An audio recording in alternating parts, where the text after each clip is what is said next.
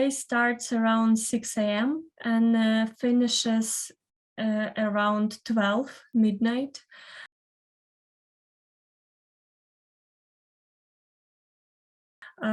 We are working and trying to cover as much as possible during the day, because during the night it's bombing and very dangerous. So we are out when it's daylight, and we are on the base preparing everything for the next day when it's dark. So we are doing a lot of things, and it's not enough of us to cover even those, but we are doing what we can.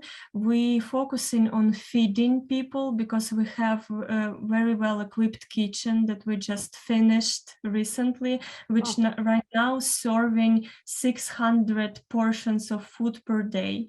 Wow. And we feeding different people, like elderly home. We're feeding people in the metro underground that are hiding. We're feeding volunteers, and we're feeding people who defend us as well. There is no cars, nothing.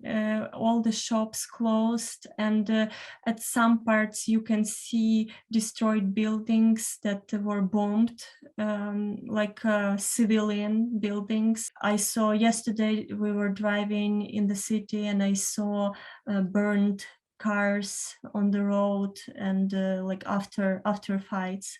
And some of our drivers that are rescuing people, they see even more. They see shooting right beside them, and they see like bombs being shot like very near from where they're driving. Before war started, I was anxious, and I thought I will run.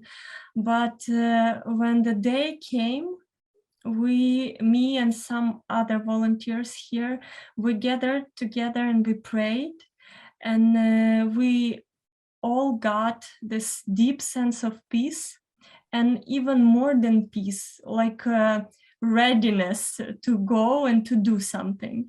So we decided to stay to help here. You have this kind of thought that, well, if it's the end, I'm fine, because I know that it's not the end for us. Like, we do have life, eternal life, so it's fine. And if we die like this, it's the best death could be. Like, we're helping our nation, we're helping our people. So even on the base, we don't have bomb shelter. So if they bomb base, we're gonna be all dead. So that's why we don't receive refugees on the base, because we cannot provide a safe place. So the only people who stayed here is the one who ready to die if something happened. We are hoping that Ukraine win, because it's more than just Ukraine. It's more than our nation. I believe that it's a crucial time to stand for those values that we carry, not to compromise, not to be fearful, to say out loud what you think and what you believe in, and like family values and your culture and your inheritance. This is not the time to bow down before like other people. I believe that we're gonna stay strong. Every day we read messages how people from villages taking tanks of Russian tanks, and they are fighting with what they can. They kneeling before the tanks to stop them, and they really, like Ukrainians, none of us want to be part of Russia, and we love our country, we want to fight for it. We do understand that God is the one who's on our side and who gives us strength and who protects us, because even soldiers who we talk to, they saying that sometimes they feel like bullets just flying out away from them, like supernatural. They don't understand how it's happening.